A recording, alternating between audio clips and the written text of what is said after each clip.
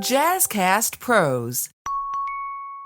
When I first came into Families Thrive, it was just so welcoming and it felt like a family. Like I'm joining something large and meaningful and beneficial to these children that I want to help. I didn't think I could do it because I'm a single mom. Me be a foster parent. I'm not married. And meeting Veronica and speaking with her and learning that no, there's room for you. You can do this even as a single parent. It was important to me that if I decided to become a foster, to keep siblings together like my parents did for me and my brothers. I always just wanted to give back. I wanted to be a foster parent because my parents invested in me. And look at where I am today because they took a chance to open their homes, open their hearts, and take in 3 kids. Welcome to License to Love. I'm Lori McKnight, Executive Director of Families Thrive. And I'm Veronica Black, Director of Program Services. Together, our mission is to demystify the process of gaining your license to foster or adopt in New York State. And to empower you with the tools, insight, and confidence to open your heart and home. And today we have a special guest, Monique, one of our amazing foster parents. She's here to join us and share her experience and her why she decided to become a foster parent and why she chose Families Thrive. Welcome, Monique. We're so glad to have you with us. Thank you. Good morning. Good morning. And I want to tell you that I throw in a lot that I think you're the bomb foster parent. Yes. She talks about you all the time, Monique. I do.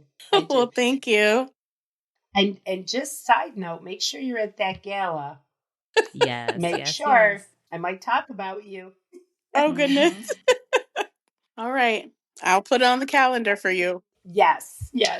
I want to give Veronica the floor to talk a little bit about the process and then moving into why we do this. So we know that there's a process for people before they decide to become a foster or adoptive parent, right? Statistics state that it takes anywhere from 1 to 3 years before people actually jump into it. So you may see, hear, or whatever, know someone that's a foster parent, but it just takes a little bit of time for you to actually embark on that journey. So what I want to say for those who are interested and have been considering is that join our team, join our family. Listen, I have to say it, Lori. Yes, you do. Join Families Thrive and you won't regret it. We are looking for families to not just feed and clothe our youth.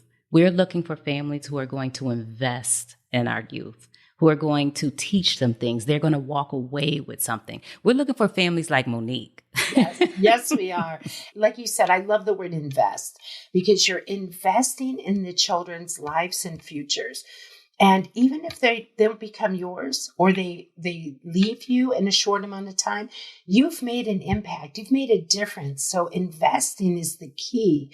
And it is more than caring. It's helping them progress and be ready for the next stage of their life, whatever that may be. And just the thought of becoming a foster or adoptive parent may, be overwhelming, but it's really not. It's not. You would reach out. You can attend an informational meeting. We can do a one-on-one. We'll answer whatever questions. We follow you through the process from the beginning all the way to the end. And I like to say, once you're part of our family, you're always part of our family, That's even right. After adoption. So you could still call on us. We're still there. We'll still support you. So those families who are interested in learning more, as I was saying a moment ago, you would just attend a informational meeting, learn about the process, ask as many questions as possible. We do one-on-ones. We do phone informational meetings if you're unable to come in, or we can come to you. Tell the audience more about what is an informational meeting. At our informational meetings, you'll learn more about the process, the requirements, regulations. We go into explaining the training that you will be required to take, which is a 30-hour training given over a 10-week period. Now, that is not a parenting class or anything like that. It's designed to teach you the impact of foster care and adoption on both the child and your family, and to help that child cope with whatever issues he or she may be struggling with. So there's that. And then there's, of course, the background check on every adult that lives in the home. And that may seem kind of scary. We tell families to let us decide, if you're interested and you may have had something that took place in your early years, still come forward. Let us decide. Don't exclude yourself. So there's that, the fingerprinting, the background check. We also ask for medical, right? Medical forms you have to have your physician fill out. We come out and do a home assessment. We're not there to check and see how clean your house is. We're not showing up with a white glove.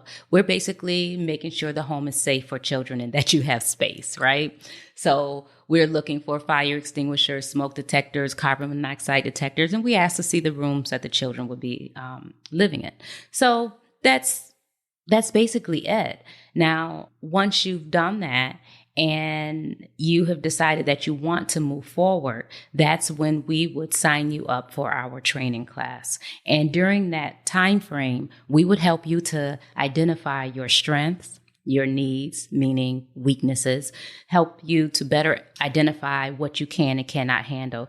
Because we believe at Families Thrive, what makes a successful placement is honesty, knowing what you can and cannot handle, not looking at a cute picture or that pretty smile or whatever of that baby and saying, oh no, she has my mother's eyes and my husband's smile, or whatever the case may be.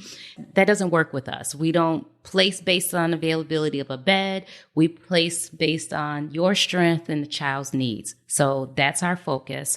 I love that you pointed out so much of how we look to match strengths with the needs of the child. And we're not an agency that says, oh, yeah, we got a bed available. We'll just, this home will take a child. We look at what are the child's needs, behaviors, situation, what's their permanency goal, all of that. And then we say, homes like Monique are the right home for this child or these children. And we look for those strengths to match so that we're not setting the foster parent or the child up for failure. And some of these placements are short and some are long, right? But we want it to be successful. Another thing that you guys do really well in matching placements, and I've complimented Veronica on this in the past, is you don't just make sure it's a right fit for the parent and that child. You also make sure it's a right fit in the home dynamics. So, if you already have bio children or you already have foster children, you make sure you guys do a really good job of making sure any incoming children would fit the entire family dynamic versus just so focused on the parent or the child's needs. You focus on the family as a whole unit, which is really well done because sometimes there's personality clashes that could arise, but you guys do a really great job of, okay, this would be a good family dynamic. This would be a good family unit. And you don't just helter skelter throw a child in the mix. Right. And it's so important. And I think you're a really good example of what it looks like to integrate a single child placement into a group that you already have. Thank you for saying that, because I think we do it well. And I think you do it well too. So this, and the other thing that we haven't even touched on, and that we build relationships with our foster families so that they feel that they have the support. They know they can call, and they can call any one of us. Like at this point, they know they've got a home finder, a case manager, and when they need the next level, they go to Veronica. And then if it's, usually it's about their check or something, they come to me, or they need me to approve something. But the fact that we all engage, I love the fact that we have these relationships where we can can work together as a team. And that's the goal. Everybody that surrounds a child in our agency is a team for, so pro team kid, pro team foster parent. And you're right. We look at the holistic approach. We take a holistic approach of working on the family together. Will this work? Will this fit? So let's move into why become a foster parent? Why do it? Well, for myself, I decided to do it because I wanted to make a difference. I actually understand that children grow better in families, right?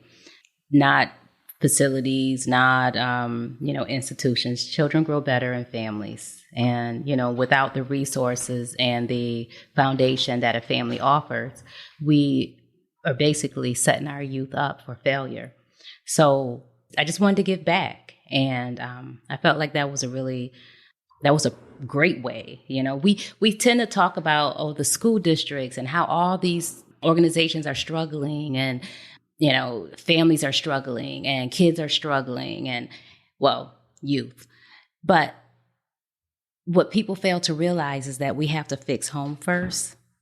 So if the school system is a disaster and everything is just, failing and kids are not graduating and all that, yeah, we want to know why, but the root of the matter is home, right? The root of the issue is home. You got to fix home first before. So, I look at all of that and I decided that being a foster parent, that there was no better way, right, to You give could back make and to a help. difference. Yeah. Mm-hmm, mm-hmm. In some children's lives. Yes. So Monique, tell us about you. Mm-hmm. Why did you decide to foster? Well, piggybacking off of what Veronica said, I was a foster kid. And, growing up, I always wanted to give back. I always wanted to, give back to my community. I've always been involved with kids my whole life. I've always had this bond with kids of all ages. I used to have children just follow me randomly in the store when I was a teenager. So I've always had this, I guess my mom calls it a heart for children. But growing up, my family took me and my two brothers in, and they raised us together. I always wanted to, if I became a foster parent, I always wanted to make sure siblings stayed together. It was important to me that if I decided to become a foster, to keep siblings together like my parents did for me and my brothers. So I always wanted to give back. How I joined Families Thrive is completely Veronica's fault. Oh, that's a story, isn't it? Mm-hmm. That is a story. You It shared is that it is with us. completely Veronica's fault. So we had some mutual friends on Facebook. And I started following her post, and her posts were so inspirational, and I was just like, she has a heart for kids, and even though I had never physically met her in person, I developed this attitude about Veronica, like, oh, I just want to do what she's doing. I just want to help these kids. And I didn't think I could do it because I'm a single mom. Me be a foster parent. I'm not married. And meeting Veronica and speaking with her and learning that no, there's room for you. You can do this even as a single parent. That is why I joined Family Thrive. Is Veronica, number one reason, because she just said, no, it's possible, Monique. It's possible for you. And she turned the impossible and the improbable in my mind, in my heart, to possible. And so it is 100% why I'm with Families Thrive and 100% why I'm with Veronica, because she said, no, it's not impossible, Monique. You can do this. And I was like, oh, I thought only married couples could become foster parents.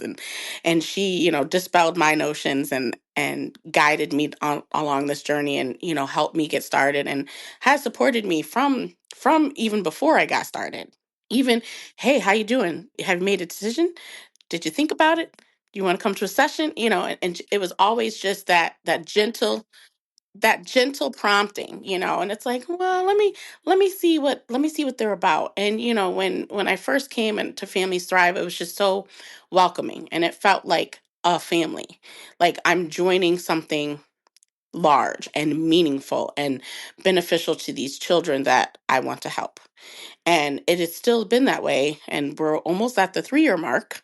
And it's still been that way from before, Veronica had mentioned 1 to 3 years process. That is true. It is a process. But when you have someone as dedicated as Veronica and yourself, Lori, who are willing to go the extra mile and train us up in the way we should go and teach us things and show us what's important and the do's and the don'ts and the this regulation, and when you allow yourself to be used and invest in these children because that is what is in your heart. I invest in my children every day. Every day. I don't just sit in this house and do nothing. I make sure that they are well cared for, and their futures are important to me. Their futures as young adults, future generations is important to me. And however long that they may be with me, it is my opportunity to help them prepare them for their future. And I always just wanted to give back. I wanted to be a foster parent because my parents invested in me. And look at where I am today because they took a chance to open their homes, open their hearts, and take in 3 kids. Three. and Wow, and nice. I always wanted to give back and do my part to support the next generation and grow up the next generation. And secretly, I always wanted a large family. And now you're going to have one, That's right? what better way to get it, right? So Um, Monique said some things that was yeah, big, she did. and there's that misconception of, I have to be rich, I have to be married, I have to own a home, all those things, and it's not true. So we do need to get that out there and let people know that you don't have to be married. You can be a single person. You can be same-sex couples. You can live in a 2-bedroom apartment. There's no income requirement. You just have to show that you're self-sufficient.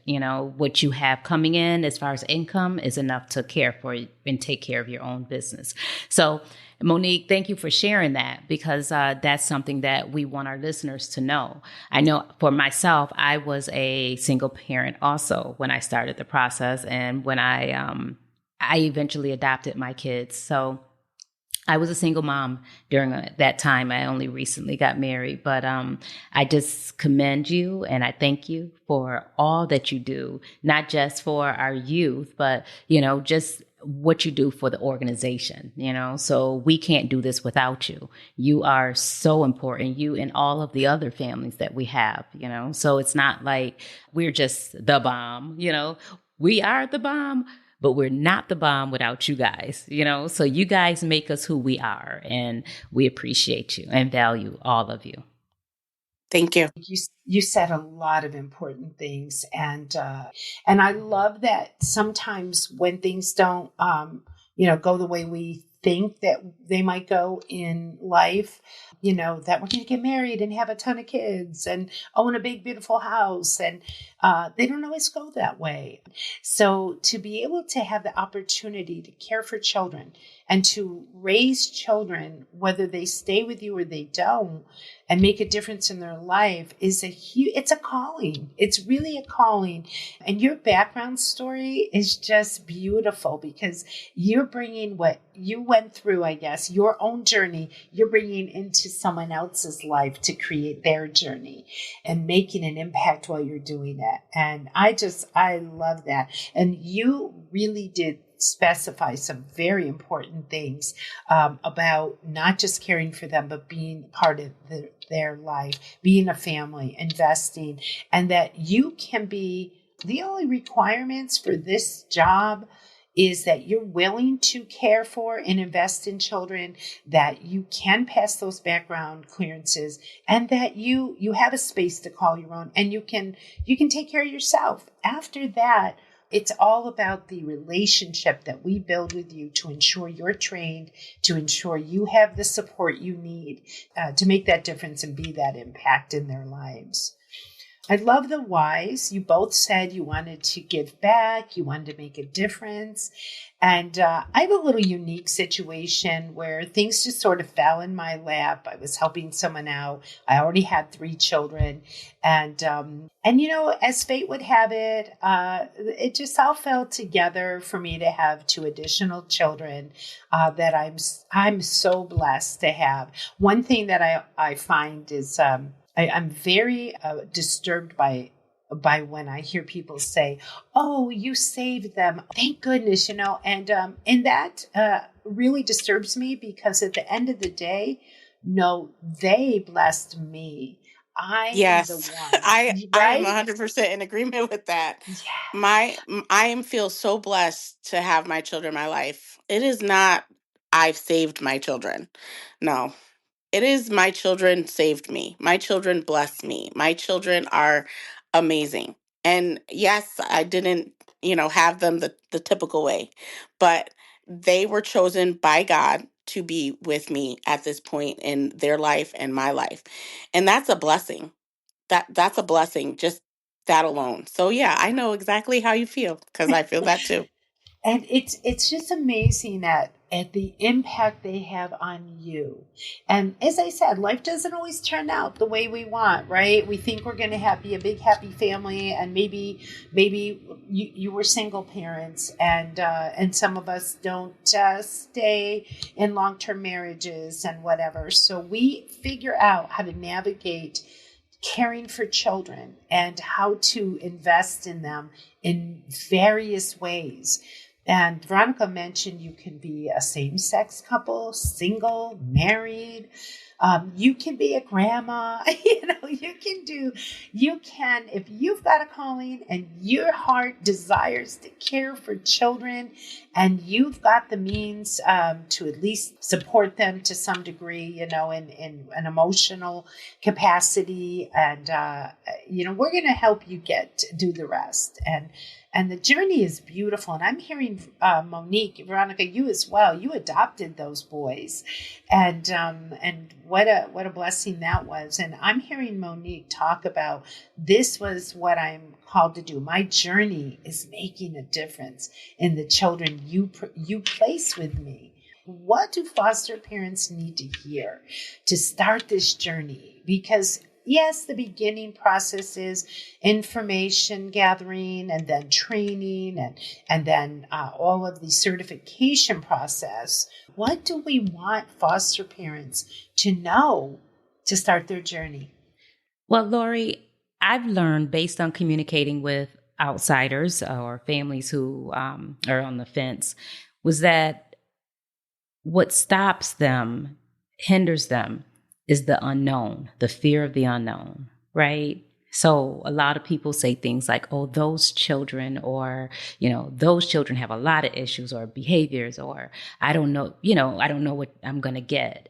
And I always say that we have to remember that the kids that are in care are not in care because of anything that they have done. Right? They're in care because of us as adults, parents. We failed them, right? So, and then for those who say things like, because this is some of the feedback that I got also when I was starting the process. You don't know what you're going to get, or those children. And I said, you don't know what you're going to get with your own child. You can be thinking that you're raising the next president, but who's to say your child is not going to go left instead of right? You've done everything that you think you were supposed to do or that you could, and you planted the right seeds and put your kid on the right track. So you thought, but your child decided to do something different. So you never know. All we can do is focus on your strength and that the child's needs to make a really good match. And even then, it's not always perfect because we only know what we're told, right? So you get people who say things like, "Oh, well, they don't tell you the whole story, or they don't give you all the information." Well, that's not always the case. We only give you what we know, right? What has been shared with us, and that's what we're sharing with you. So it's really based on what I've heard and my own experience, it boils down to that fear of the unknown. And it's okay to be afraid. It really is. But I think what works is honesty. Like I said, honesty and knowing what you can and cannot handle. So, and then coming to Families Thrive, that's when we would wrap our arms around you with services. We will provide all types of support. So if you do have a placement that's challenging, you would have us in your home. You would have that skill builder. You'd have that caseworker. You'd have the home finder. You'd have that specialist. You'd have the clinician. You'd have all these services to support you. That is all accurate. Yeah. that is all honest truth.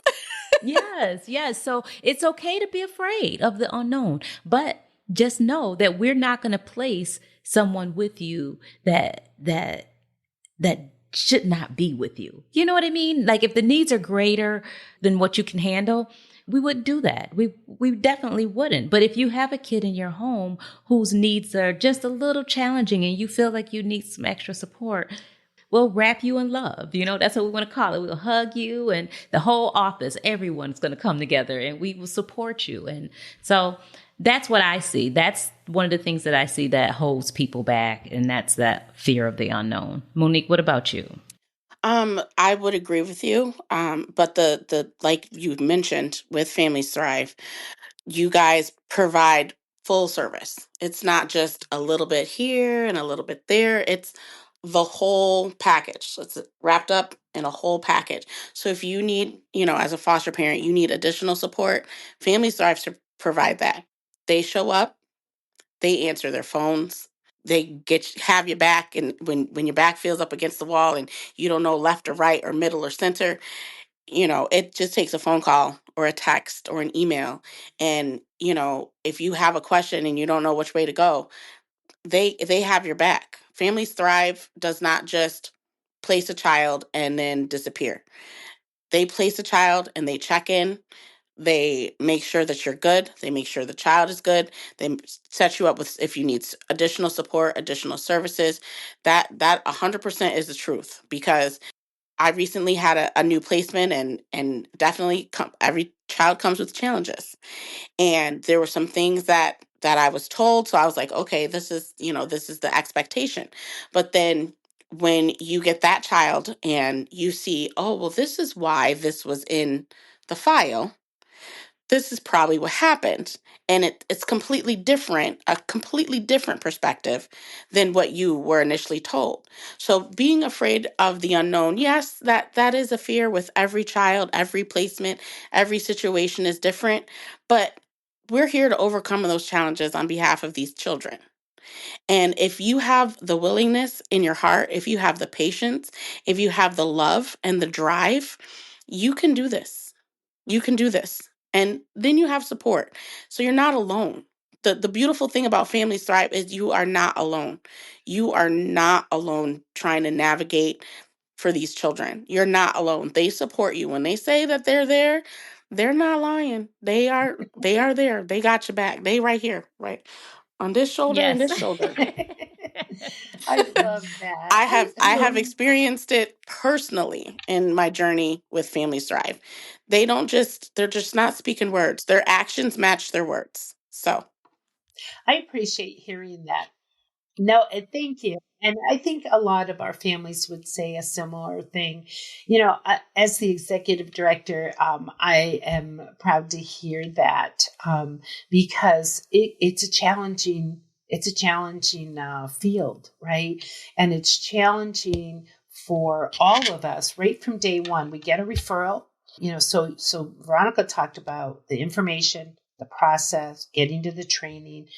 We'll talk a little more about the certification process, but now you're ready and you get, we call you we get a referral. So we call you and we say, hey, this child is either being removed right now, going to be removed today, was removed, didn't work out in their foster placement.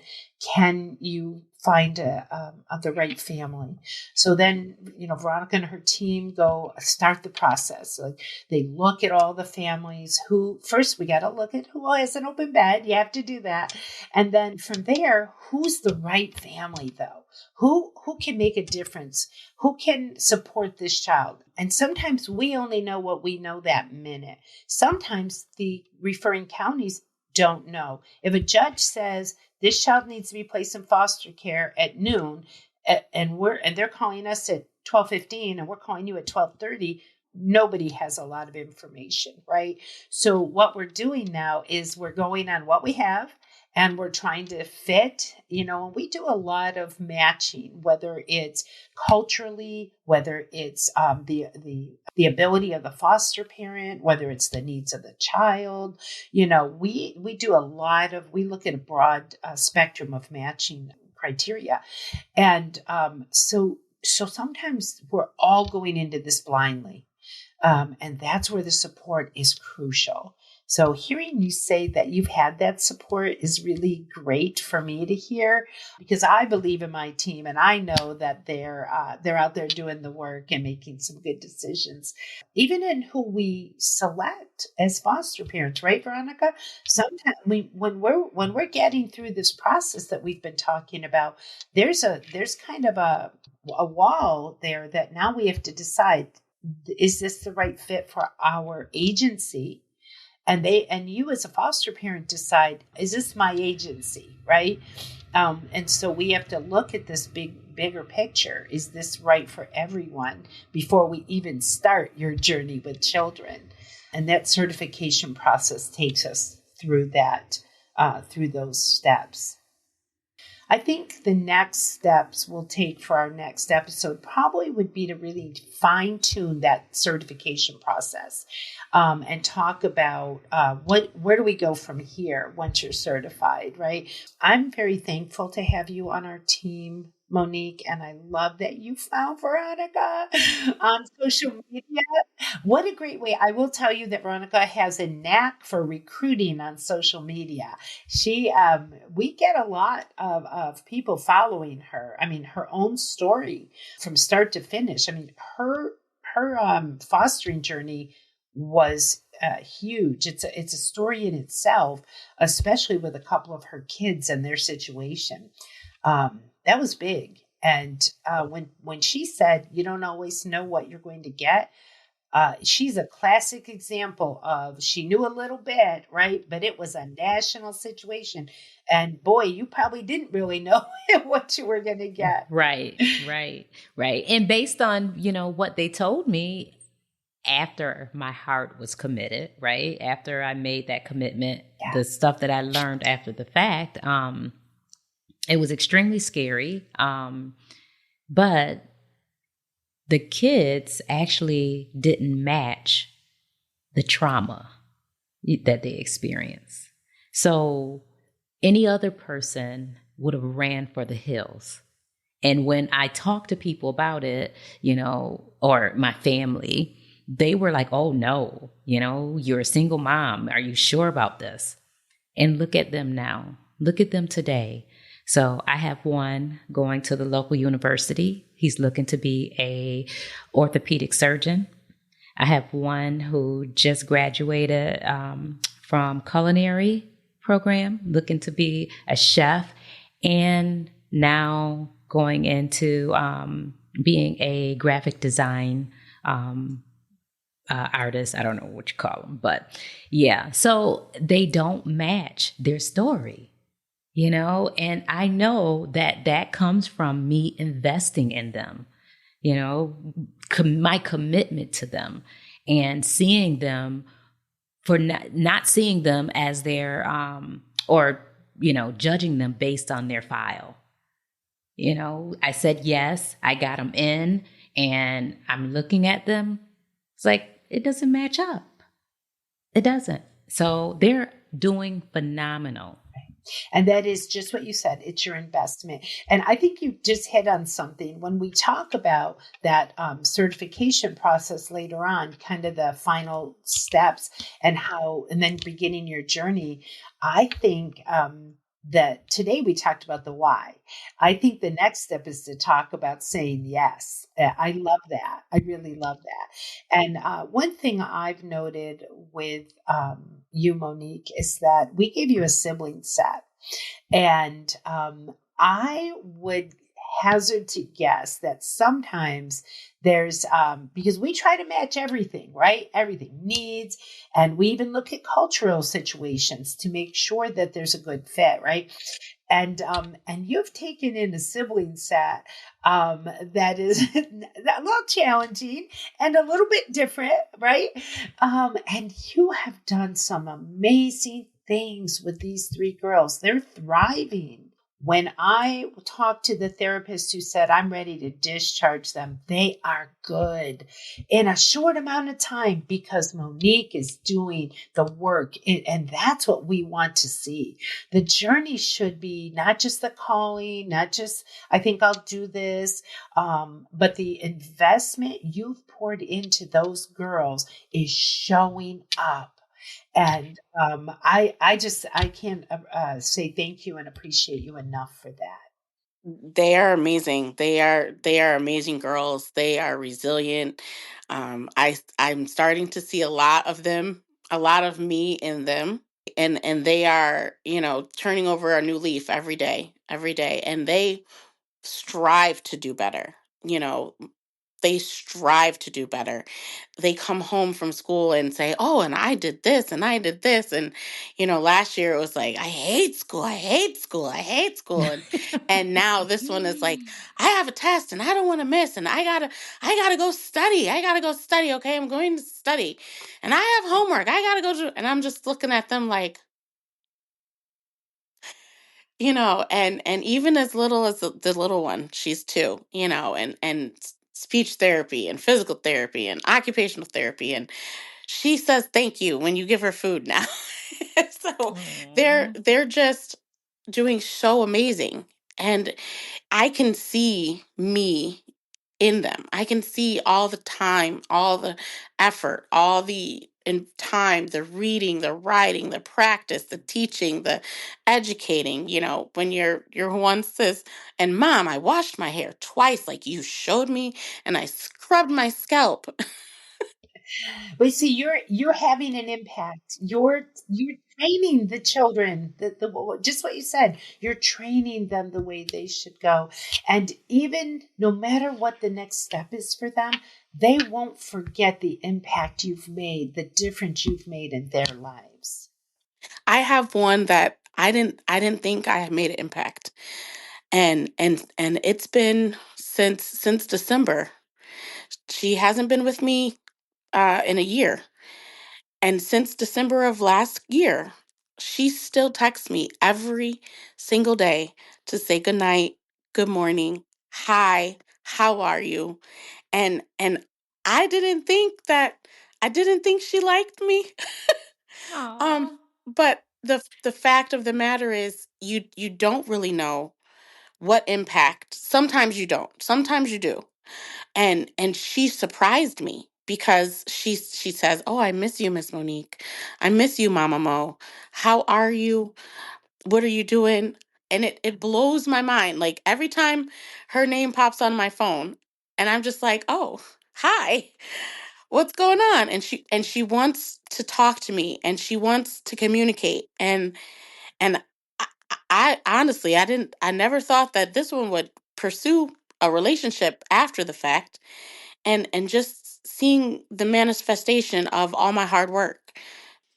So Well, you built a relationship, and you're right. We don't always know.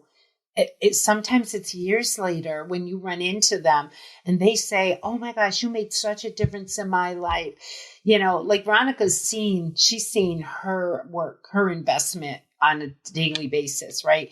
And this your story that you didn't think you made an impact and you did, or she wouldn't continue to reach out to you. She wants that relationship. And that's I think that's what this is all about, is building relations, investing our time, we're walking a journey, and the journey is tough sometimes, but the rewards are so great. yeah, And the daily manifestation of those rewards that you see is it just boggles the mind. It literally just comparing from when the girls first came to here we are 18 months down the road, and just the conversations that they can hold with an adult now, or the reports that I get from school, or just random things that they do around the house that you're like, and it's like, oh, I taught them that. Now they're just doing it without coaching, without being told. I mean, my child's room is spotless today. She put my room to shame. It's vacuumed, it's clean. The Wow. everything is, and I didn't tell her. I didn't say anything. She saw the need. She did it, and I was just like, so so you see the impact. Sometimes you see it right away, and sometimes you see it down the line. But yeah, It's there. it's there. It's there. It's Yeah. there. That's so awesome. First of all, I want to thank you so much, Monique, for joining us and for sharing your heart and your investment and all that you do. Thank you for being part of the Families Thrive team, the Families Thrive family. And thank you for sharing. So I'm going to let Veronica close us out and we'll wrap this up, and we'll see you at the gala. Okay. Oh, yes, we expect you there Yes, now. you must Don't. be there. Yes. Yes, Okay. we are looking forward to you and your fancy dress. And, Yes. Yeah. we're going to have a good time Yes, we Oh, are. celebrating all of our families. okay. And, this is a great cause. So, Lori, are we inviting our guests, the listeners? Absolutely. Absolutely. This is open to the public. We would love to have our audience join us November 1st for the annual Families Thrive Heart and Home Gala. Heart and Home Gala at 6 p.m. at the Rochester Riverside Convention Center. Tickets can be purchased at www.familiesthriveinc.org. So yes, please join us. It's going to be a great time for a great cause. And I just want to say thank you for listening to License to Love.